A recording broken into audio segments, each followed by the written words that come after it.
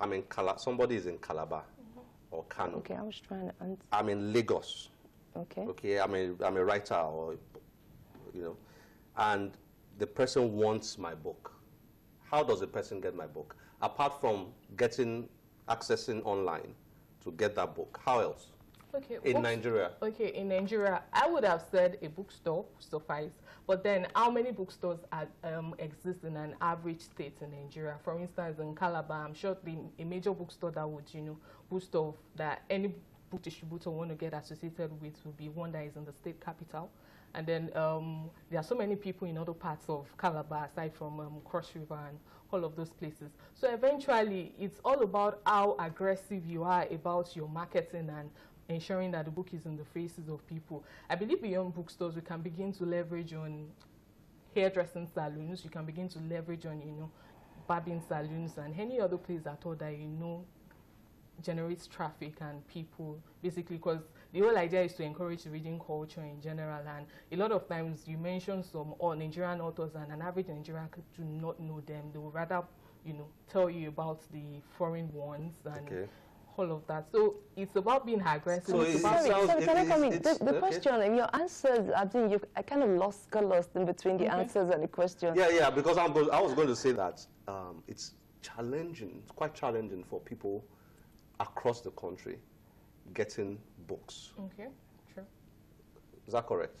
So can we then say that perhaps the primary problem in Nigeria is not the reading culture, like we are always quick to say?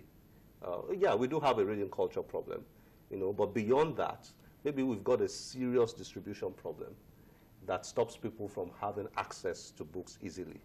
Yes, we can say that. Because even the online access to be mentioned, some cases, even after placing online, it doesn't get to them because of the logistics involved.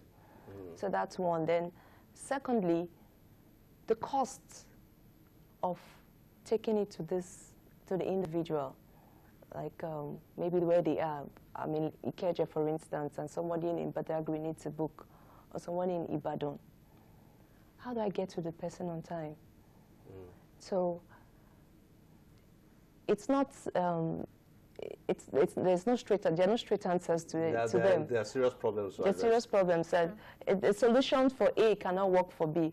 Like what we do is, like for authors, we say come to us, and then we'll push your book out there.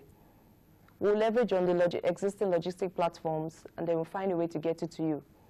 So that's what we do. We know the difficulty in just going to a bookstore or just going online and getting it. So that's okay. This is what we do. You want to push your book out, they come. You want to get a particular book, contact us, and then we'll get it to you. Tobi, people read fiction more than non-fiction in Nigeria. And then, do you distribute more of academic books than non-academic books? Okay. Sincerely, in my opinion, I would say Nigerians typically read non-fiction because mostly you find out that non-fictions are more accessible to a typical Nigerian. You would agree with me that if you walk into a popular car park or garage, you're traveling somewhere outside of your typical area of residence, you would definitely be able to pick up a self-motivational book that you want to read, and everybody wants the how-to motivation, how to make money. Exactly, how to make money. Becoming rich. I mean, you would definitely agree with me. So yes, I'll give it up to the non-fiction.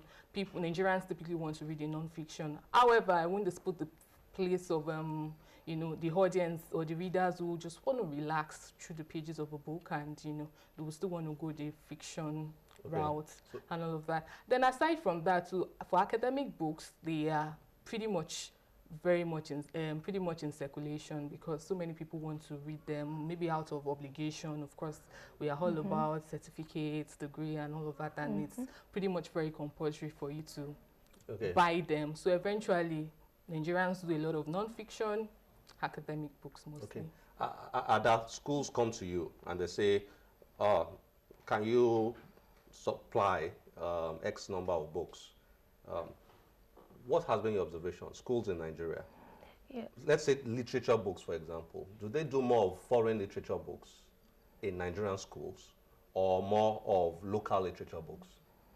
I don't want to limit it to just literature books. On the average, Books generally. books generally, they do more foreign books. Schools in Nigeria. Schools in Nigeria do more foreign books. Maybe these government schools will stick to local books or Nigerian books, but private schools, they request for foreign books, and that's also killing the. That's a consistent observation you've made. Yes. Mostly foreign books. Mostly So what foreign. happens when do you then suggest to them local authors and so on? How Yes, do they respond? yeah, we do. We try to introduce local authors, but they know there's this perception that local authors are not good enough, they're not known enough, their works have not been accepted. It's as if an institution has to sanction it, or a body has to seal it that this is approved for before they can. So at our level, it's not. It's still quite a challenge to just push it out there. For individual, it works, but for schools,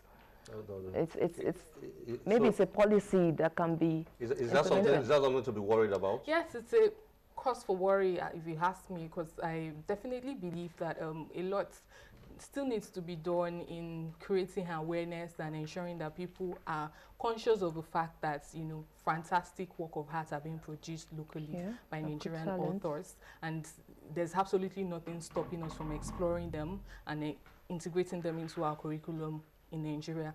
I think it's just in general perception an average person has concerning anything foreign, if you believe it's way better and all of that. And the reality of our times actually proves to us that there's really a need for us to start, you know, incorporating made in Nigerian products. And then it's also a clarion call for many of Nigerian authors to start upping them games in terms of editing, ensuring that you're putting out quality content out there, so much so that you're proud to be associated with your work. And then many of these schools are willing to incorporate them as well into their curriculum. So a lot needs to be done. In addition to that, and the authors too should be proud of their work. They should be ready to advertise and put it out there. A lot of them just do the work and sit down and just leave it for the publishers and the distributors to do the showcase for them.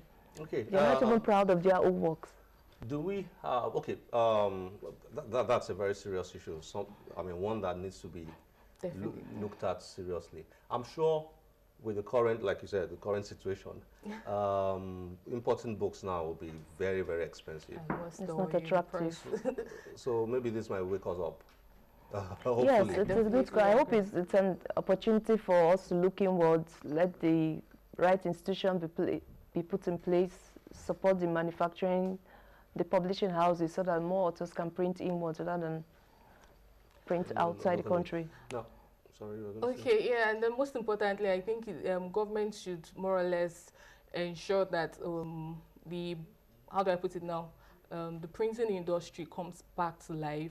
There's absolutely nothing wrong with us putting a little bit of, what's the name, less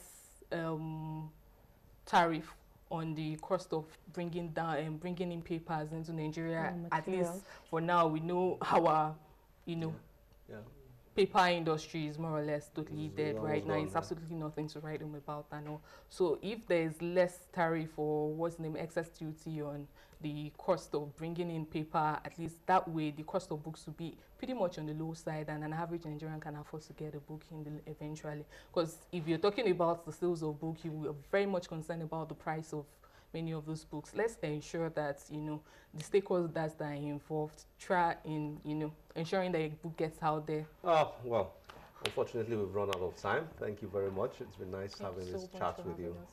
Thank you for having us. Thank you.